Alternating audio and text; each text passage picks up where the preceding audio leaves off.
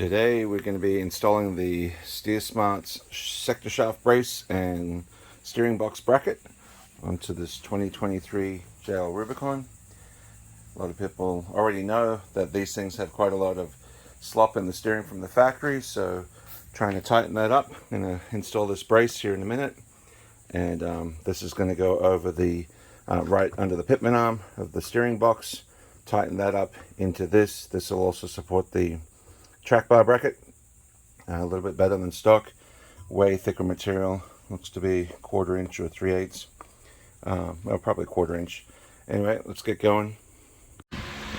And a couple minutes later, got the axle up and supported on this left side, tire off under the frame, got the track bar bolt out, 21 mil front and back, got that out, dropped that track bar down, ratchet strapped from that cross member back there to the coil spring, just to pull it off a little bit to get a little bit more clearance into these two holes. Next I got to get under and deal with the nut on the bottom of the you can almost see it right up here. Got to get that nut off now with my new socket that I had to buy. A 42 millimeter. This thing's a beast. Only comes in a 3/4 inch drive, so I also had to get a 1/2 inch to 3/4 inch adapter. So first time in my life I've needed to use something 3/4 inch drive. So anyway, get going on this and get that nut off and keep going with the process. Well, here I was all prepared to have to bust out my long extension bar and everything to get this off, but literally it just took an easy twist with the ratchet and the tool on there. So I'm going to wind this down now, get this off.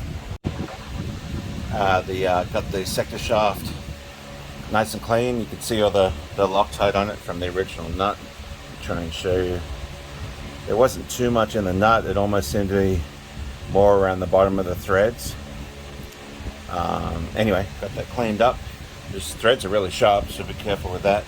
I got the new nut and washer. It's going to go up like this. I'm going to put red Loctite into the threads of this just so I know it's where it needs to be, instead of putting it up there and having it drip around or whatever. So I'm going to get this in, and the instructions say to torque to 177 foot-pounds. So I got my torque wrench ready to go. Let's get that on. Right, so it's not terrible to torque it down. You can well, with this stubby front bumper I have more access, as you can see, and the wrench is coming in right from this angle here. I mean the torque wrench. Got that torqued up. You can see just how much of the threads left hang down. That's for the spacing of the brace.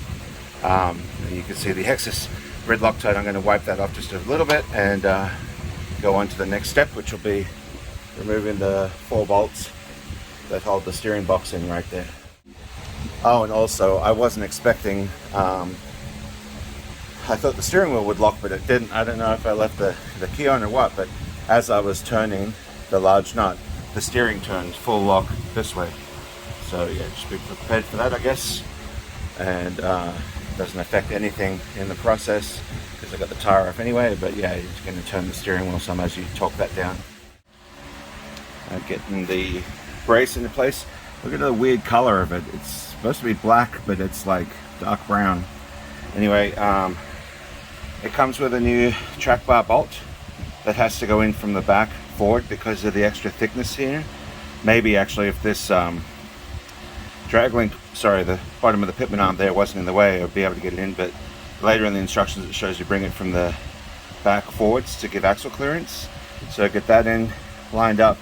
This is the steel steering box, and there's 4 replacement bolts that are the same length that go into this. So you got to kind of like wiggle the steering box. You see how loose that whole thing is here. But anyway, get those in place. I just got to check again if I need to Loctite those. I'll probably put 2 in place to get them in position, then Loctite the other 2 if that's what it says, and torque it down. Alright, so the instructions had said to tighten up those 4 gearbox bolts. You do not want to do that because you need some wiggle room. The tolerance of this brace is really, really tight on the new nut, and getting it in between. Try and show you. Getting it in between this guy right here and that one there. I didn't have to use a hammer or anything to get this in, but I kept the steering bolts loose, and then I just wiggled this into place, and now it's up into place. I've also got the ridge exposed for the clip to go on there, the retaining clip. I also applied some anti-seize on the shaft before I put the bearing thing on there. So now I'm gonna see if those things line up, get those loosely installed, then go up and tighten the steering box bolts on the side. Then this thing here is still, the track bar bolt is still movable. Hopefully I don't want that to get too tight, because you don't want to make it hard to take the track bar on enough. Oh, and also the original steering box bolts had blue Loctite on them. The instructions didn't say to add any, but I did. These bolts also have lock washers under the big washer, under the head of the bolt, but I went ahead and put blue Loctite on those as well, just blue. And we're done. Got all the bolts in. Like I said, blue Loctite on the steering box bolts. Got to keep all that stuff loose.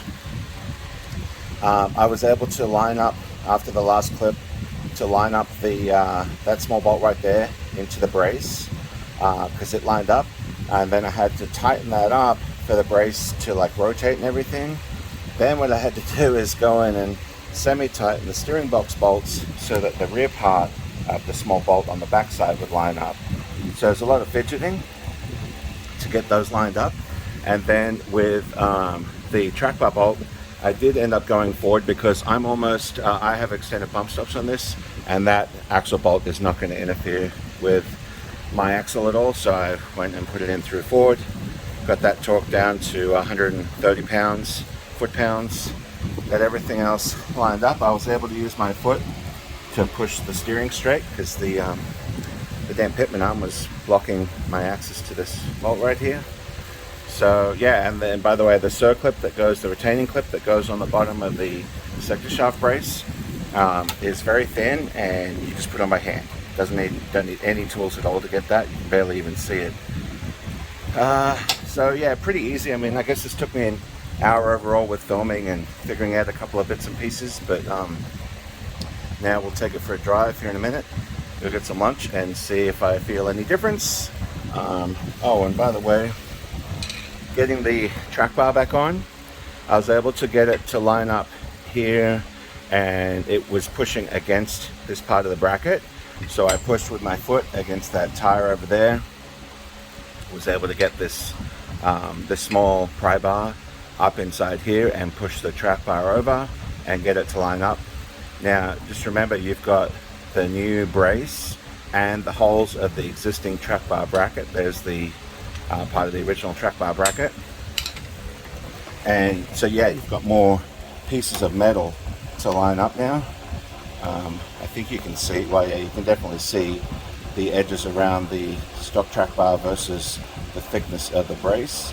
So yeah, you just get the pry bar in there and push the track bar over until you can get the bolt started. And I ended up just threading it in by hand, then used a ratchet just to get it in. Once the threads are in here, I popped it through and got it lined up in the back and got the nut on. It's a little tricky to get a tool on there to tighten the back side of that up there, but anyway, that's done. I hope this helped you guys, and let's see if I can do an after video here shortly. Thank you for watching. Oh, I also forgot to show, and I guess a few years ago in some older videos they didn't have this hole, this hole already in the bracket, but this wire that was sitting in the frame goes into an existing hole now that's in the new bracket. So I just had to pop that back on to keep that wire, whatever that wire does, I don't know, I don't care, but it's back in the place where it's supposed to be. Well, first drive, it definitely feels a lot more rigid in steering. It's not, you know, I'm only doing like 35 miles an hour, but it definitely isn't wandering, and I don't have to really give much steering wheel input on these little streets, whereas before it definitely seemed kind of loose. So see how it goes. I'll report back if I find that it's the same on the freeway or anything like that, but otherwise looks like a win.